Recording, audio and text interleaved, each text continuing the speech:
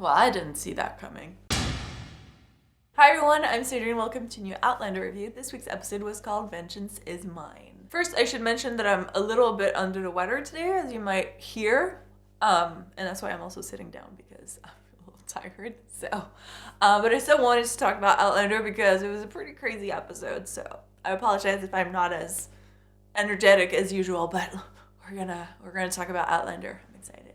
Let's start with some quick thoughts. Clare taking out the tooth of that woman was just like, no, why? So without numbing her, it's just like my nightmare. When I go to the dentist, I'm like, oh no, don't touch my teeth. And just numb it all. I don't want to feel anything. So, did not like watching that. Rupert got cut last episode, got shot in the face this episode. I mean, the guy has really bad and good luck at the same time because he's still alive.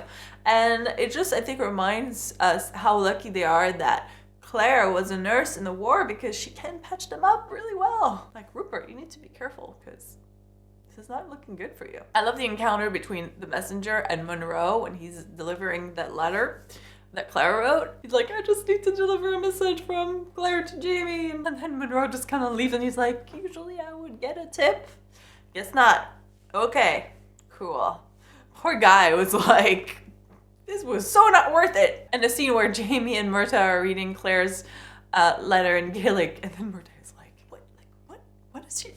what is this word? She wrote help wrong too. He's just so outraged at the fact that she doesn't know how to write Gaelic properly. So I'm guessing we're gonna get some Gaelic lessons for Clare very soon from Murtagh. Like, he's like, that will not stand, lady. Now, moving on to Clare's plan. It looks like her being British is really helpful lately. I mean, it gets them out of almost everything. But however, when she decided to leave, I did think, oh no.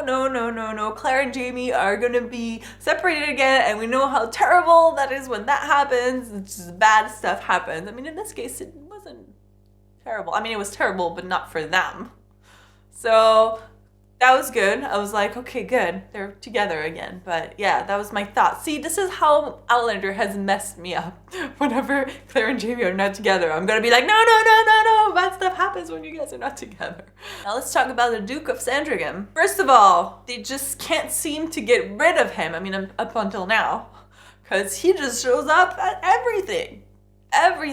And I think the biggest reveal for us was that he also played a part in setting up the attack on Clare and his goddaughter. Like, seriously, dude, you're like, this is just so wrong on so many levels. And I love how he's like, well, I mean, the Comte wanted to just kill you. I just said to rape you. I mean, you should just thank me. Like, okay, because that's so much better. No, neither of those options is a good option. I guess I didn't really like the Duke, but I didn't think he was like that bad. I always thought like he was just out for himself, but I don't know if I thought that he would go like so low as to send people to rape Clare and his goddaughter. Like, I'm just like, wow, I thought you were bad, but I like, you're really bad. Yeah. But I guess I didn't have to hate the Duke for too long, because the rescue from Jamie and Murtagh happened. I love that we got a reunion with Mary, which I forgot to mention. So yeah, we got a reunion with Mary. So exciting. And I think that moment where she realizes what's happening, and she realizes that the Duke not only orchestrated the rape, and she actually got raped, and that this man who has been living in the same house as her, he was a part of it. I really like the fact that she did something about it, and I think that kind of took power back into her own hands, and she's like, I'm not gonna be a victim, and she just kind of stabs the guy, and you're like, yes.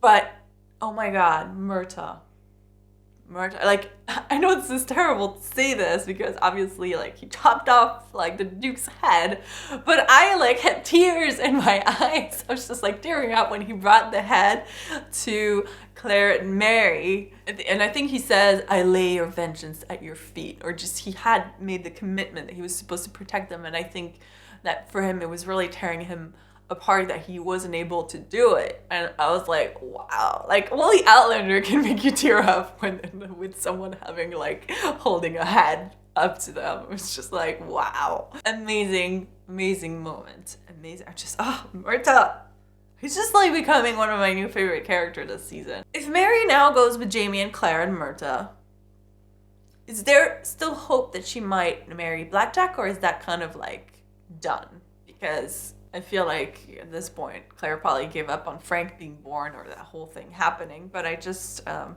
interested to see what comes next for them, because I don't know, honestly. I don't know. What an ending, Outlander. What an ending. Just chopping heads, you know. Just that. Overall, quite a stressful episode, because the whole rescue was like freaking me out, because I'm like, oh no, they're gonna get caught, or this is bad. And with a really satisfying ending, so I appreciate that. I also really enjoyed those rescue episodes, you know, when Jamie is out to go rescue Clare. I don't know, I just think it's fun.